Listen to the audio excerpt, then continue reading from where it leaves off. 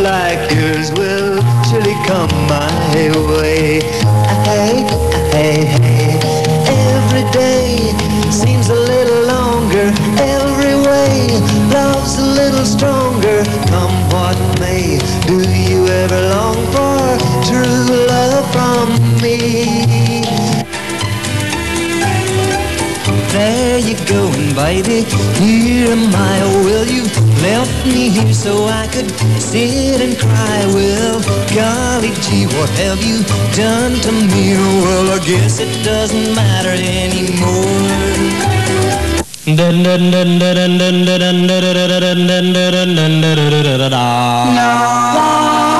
love you like I do. No, I do.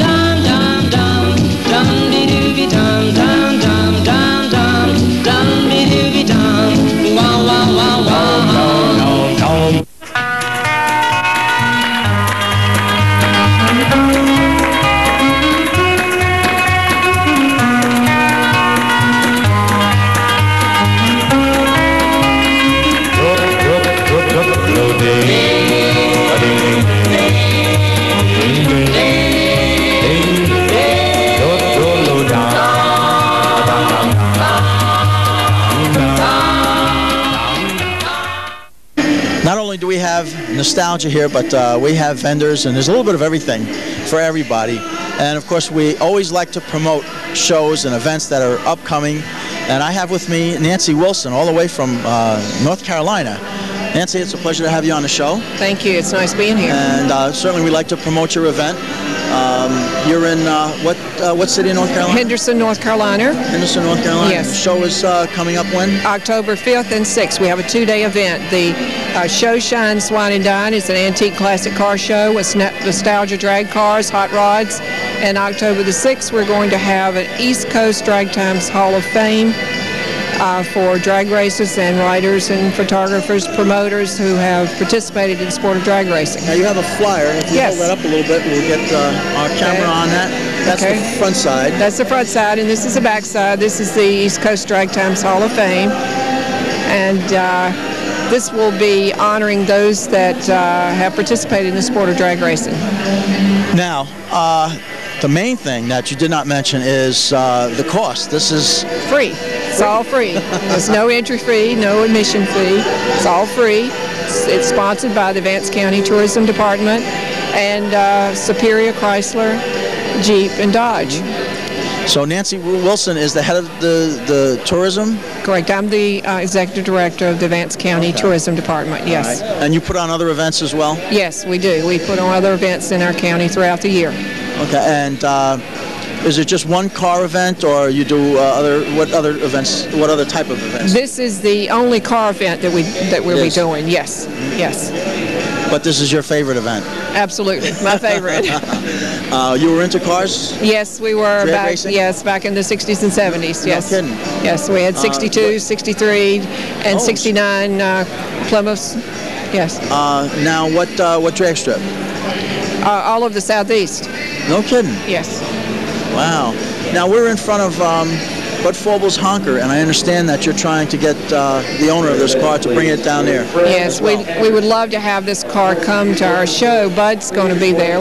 I've talked to Bud earlier, and he plans on being there. He has said he would be there. We need his car there with him, yes. Yeah, well, you know, he goes everywhere and anywhere that he's asked. He's a true gentleman. He was a gentleman. That was his nickname, the gentleman of drag racing. Absolutely. And he's a terrific person. We talked earlier on, and he's a friend, and he's just a terrific person. Yes, he is. And if he can help anybody out, you know, there it is. He's going to come down to North Carolina. Yes, I know he will. Well, would like to come down here. It's a trip for us from New York. I don't know whether, you know, it will be permissible or not, but, you know, you never know. We'd love to have you. Listen, we'll still promote your event. We'll take your flyers. We'll pass them out for you. And, you know, for a free event, I mean, you can't beat that. We've got a pork meat dinner that's going to be held that day at the same time. Russell Henry and the Drifters will be playing, other bands throughout the day. So you're into the music, too. Oh, yes, and we'll have muscle car burnouts. You will? Yes, we will. That's a treat. Absolutely, and we'll have to draw for those, and we plan on doing about 25. The Hemi Hunter's going to be with us. Okay. Yeah. The dragster. Yes. Yeah. Yes. Sure. Well, 2 days of fun. It'll be certainly it'll be a successful show, and it'll be plenty of publicity for your town, and yes, it'll work out very well, I'm sure. And if we can make it, we surely will. But it's been a pleasure to have met you and had Bud introduce me to you. And like I said, anything we can do to help you out, we certainly will do it. Thank you. It's been a pleasure meeting you. My pleasure. Thank you. As I said earlier on, we have at this show a diverse array of cars, not only the super stockers, but we even have some authentic real race cars here, and I'm standing in front of a 1953 Studebaker. It's got a fiberglass front end on it, and it's a 10-second car, and I have Skeets, who is the owner of the car, with me, and I want to welcome you to my show, Cars and Us, and this is a very unique car you have here. Well, thank you very much. And the car will run 990 right now. It will. But you save a little bit. Okay. Because you're running off the ET. Right. So anyway, I built this car in '59. Mm-hmm. And Anderson Industries, which is long out of business, Dave Anderson built the front end, the glass. That glass. Yeah. And this thing run all over the whole East Coast back then. Now that's what I heard. And the car back when the record for C Alter was 11:37, this car went 11:30. No kidding. But it was just a tad light. Oh, I see. But that's how good it ran. And back then you ran top eliminator with the fuel dragsters and stuff. Right. And then you wound up with this car, you get a spot. Oh, sure, the handicap, and then yes. Most of those cars couldn't run under the record, right? And this one would. And that did. So you could get down there and wait on them. Okay. So it won quite a few top eliminators. That's terrific. And last year we took this car to Indy, and I stood it up about 5 feet in the air. No kidding. That must have been a shot. No, it was real nice. It was fun. I enjoyed that. And then you just shift the gears and the car settles down as you're going down the track, and don't even know when it touched ground. Skeets, what motor's in here? This has we started out originally as being a 389-59 Pontiac motor. Now, right now, it has the same heads from back in '59 on it, but it's got a 455 later model motor, Pontiac motor. I see. That's actually 480 inches. And can't be cubic inches, huh? No, but if I wanted to go way faster, I'd put a set of the aluminum heads on it. Right. Because these heads only have a 192 intake valve in it. I see. Which kills it. Right. So the bigger the cubes, the smaller that valve gets. Right. Transmission? What kind of transmission was it? It's had a 400 turbo in it now. Okay. But back then I ran a 727 Ardcar Mopar transmission in it with an adapter. And how about the rear end ratio? What type of rear end? Well, back originally when I built this car, it had a 614 gear in the rear. Wow. And it's a 57 Olds rear. Oh, okay. Now it has, because a much more stroker type motor, I'm running a 411 gear because the 57 Olds rear gears, you can't get them anymore. So I did get the last set of Strange Automotive had in the 411s. That's interesting. The Frog, how did the Frog come about? Well, back in its day, back in 59, 60, 61, with the slicks that were not huge of the day, but they were huge of the day. Of the day. The guy said, when I leave the starting line, it looked like it leaps like a frog. So you have it. That's it. Now, where exactly are you located? I'm in Baltimore, Maryland. Baltimore. And so you ran up and down the East Coast, all the different tracks? We ran all over the East Coast with the frogs. With the frog. You've obviously been in drag racing all these years, and you continue to do it. I started way out early, and I'm still racing this car. This is fantastic. But this car sat for roughly 40 years in the garage. It did? Uh-huh. And the tires are on the front of this. Were put on this in '59, and they're like brand new. No dry rot at all. No kidding. Wheels and how do they manage that? I mean, because they're in the dark. Sun's what cooks tires. Right. Just like it cooks our skin. Our skin, yeah. Does the same thing to that rubber. That's terrific. But there's the tires are from Ward's Riverside. Montgomery Ward's. Montgomery Ward's. Wow. So the tire must be good because it outlasted Ward's. Outlasted them, that's for sure. That's terrific. What do you think of this show? I think it's fabulous. This is terrific. You're amongst the elite over here, you know? But the main thing is there's so many of these cars that's in here that I had a hand in running at one time or another. Yeah. In the early days. So it's a lot of memories for you, too. Yeah. Well, Bruce Larson's here with USA 1. Sure. Our first match race was with Bruce Larson at Mason-Dixon Dragway up in Hagerstown. Okay. And that would have been in '66. Mm-hmm. And he had the Chevelle, the USA 1 Chevelle, and we had the '66 Cuda that we bought from Ronnie Socks. Oh, okay. And Chrysler. So anyway, we ran him up there, and we ran him all over the country, and ran about everybody. Gene Snow. Sure. Prudhomme. No, I'm wrong. Never ran Prudhomme. Oh, you didn't? No. He came in when I quit.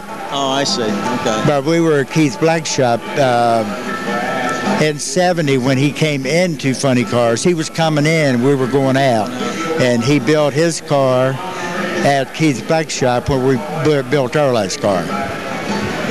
That's some history. But we've run about everybody. That's terrific. So you have a lot of memories, and and you're sharing them here with everybody. There's a lot of memorabilia on the table, and this is my life. Yeah, that's terrific. You know, it was a pleasure to have had the opportunity to meet you, to see your car, and of course, this show is just fantastic, and it's great to be here. We're from New York State, and so you know the trip was about 4.5 hours, but it was well worth it. And that matter of fact, Bill Stiles is putting a show on him in Darwindale. Yeah. Well, Bill Stiles used to be one of us. Oh, he was? He built all of our gas motors originally. Oh, okay. And then when we went to the balloon fuel car, when we went to this car. All right, let's show that in front of the camera. That is York. And if you see the roofs blowing off of it because the blower lifted. Oh, okay. And this car ran 7 seconds flat back then at 210. Wow, that's running. So anyway, the Baltimore Bandit. Yeah, see the roofs blowing off, all the pieces flying out. Yeah. This is all fire, and this is the panels that's over the engine that's coming out. Wow. And if you will look over there, that's the fire suit from that night on that mannequin. Wow. History all throughout. All throughout here. It's just that's terrific. Lucky for me, and all the fires and stuff. The Funny Cars are always on fire. Yeah.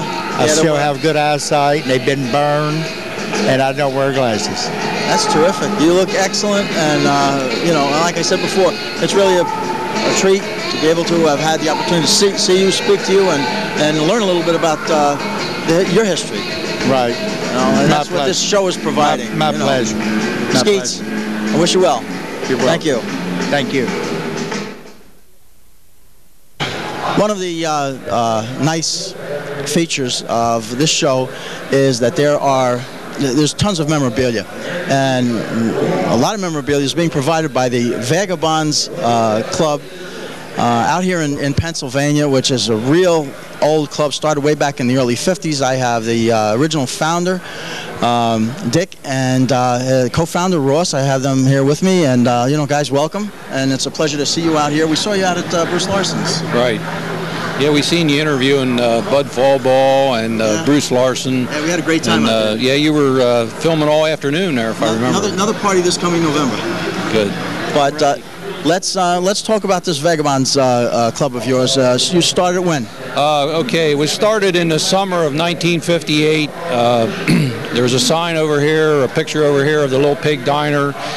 We actually started talking about forming a club at the diner because we used to hang out there every night. And our first official meeting was in an alley in Lancaster, Pennsylvania. The name of the alley was called Rock Street. Ross was at the meeting, and I don't remember if we came up with a name there or we did it at the first meeting we had after that. We did the first meeting, Vagabonds. How did you arrive at the Vagabonds? Because we were always traveling around, and it was kind of a neat name, and we were always going to different car shows together, and we just called it the Vagabonds because we traveled a lot to different car shows. You certainly did, because on some of your memorabilia here I see from our location, New Rochelle, New York, the car show at the Armory back in 1961. Oh yeah. Yeah, we traveled a lot. Also, one thing I'd like to inject is, Ross didn't mention it, but he actually came up with the name of the club. His 55 Chevy, which is over here on the wall, called Sour Grapes. When he first had it, he was in the Army in California, and he named it the Vagabond. And he suggested that name, and everybody liked it. And that's how he came up with the name. I had to change the name of the car then, of course. And then it became Sour Grapes. Right. So now you guys ran out at York. That was your that was our home track. Your home track, right? Our home track. We both were flagmen at York US 30. We both flagged in 1960 together. I remember, how many years did you flag here? I forget. I used to flag when I was building my cars.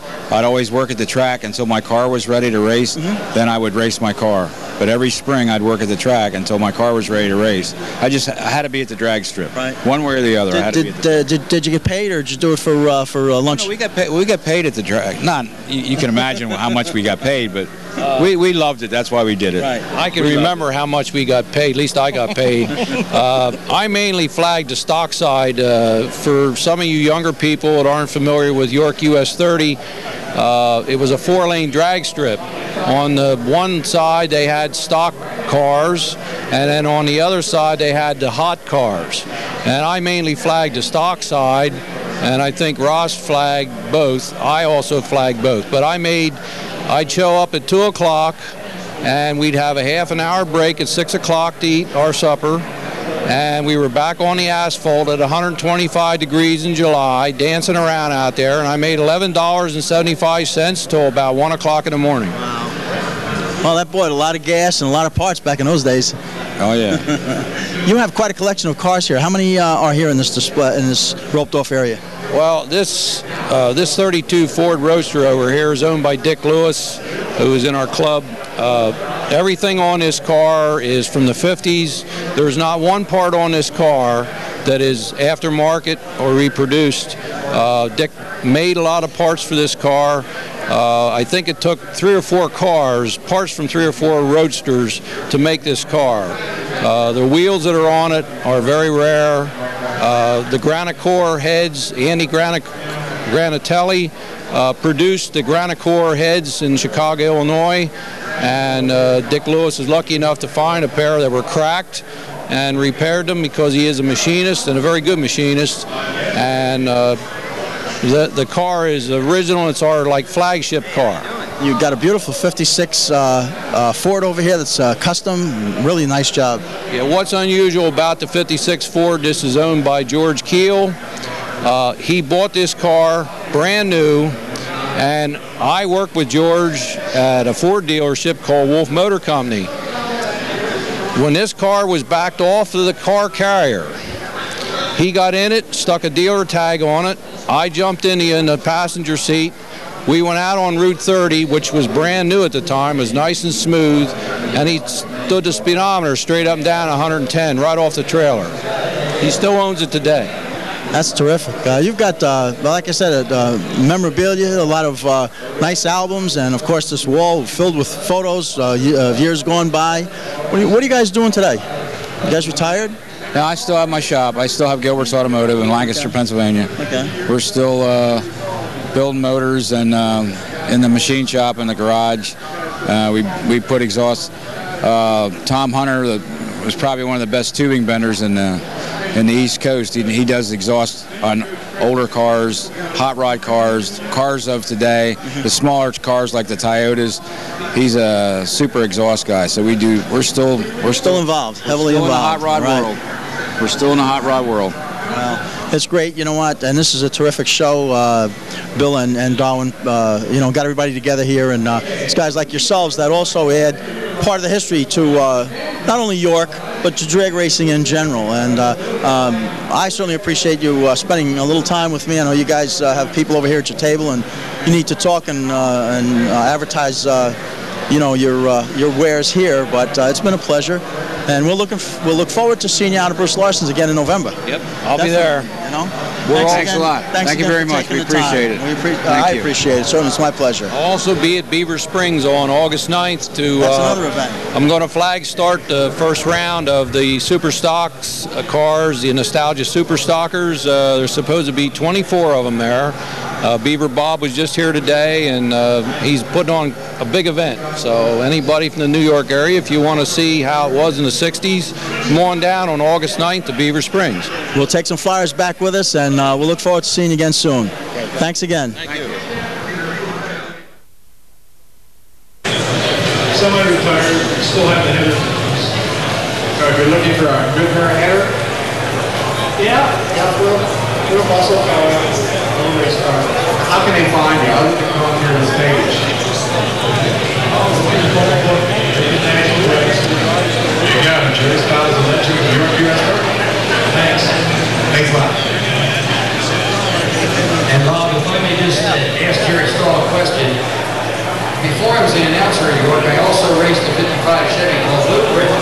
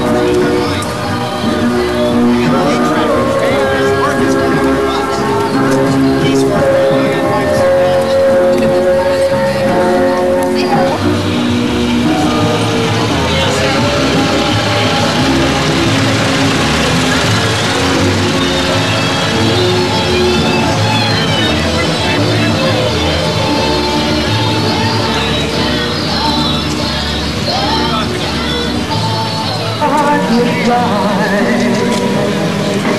Only you and you alone can give me like you. Please wait my name.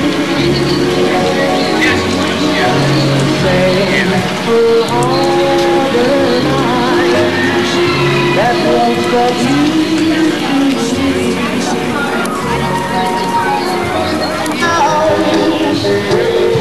I seem to be what I'm not, you see. I'm wearing my heart like a crown, pretending that you're still around. My plan is to linger with you. Right back here, sir. I can't hear you.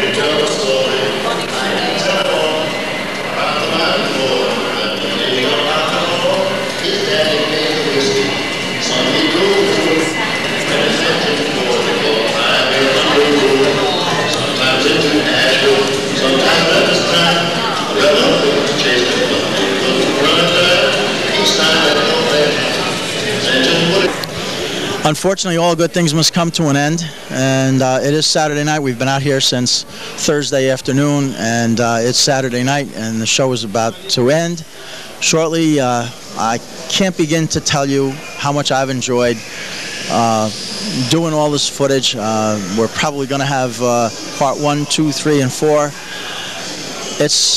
There wasn't anybody that was here that we did not get a chance to speak to. The biggest names of drag racing all congregated under one roof, and not only the names but the cars. And for those of you that missed it out there, hopefully you'll enjoy it on this videotape. And next year, the dates are set for July. The flyers will be out, and maybe you'll have the opportunity to come out here to York, Pennsylvania, at the York Expo Center, and see the show that Darwin Dahl and Bill Stiles put on. So, for another edition of Cars and Us, and an ending to this terrific weekend, drive safe, be well.